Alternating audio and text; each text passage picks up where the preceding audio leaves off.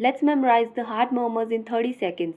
First, we will have valves from left to right: T, P, A, M. T tricuspid, P pulmonary, A aortic, M mitral. Two simple rules and you will never forget this.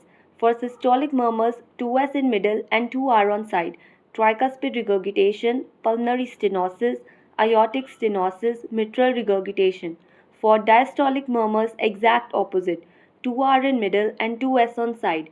Tricuspid stenosis, pulmonary regurgitation, aortic regurgitation, mitral stenosis. There you have it. Thank you.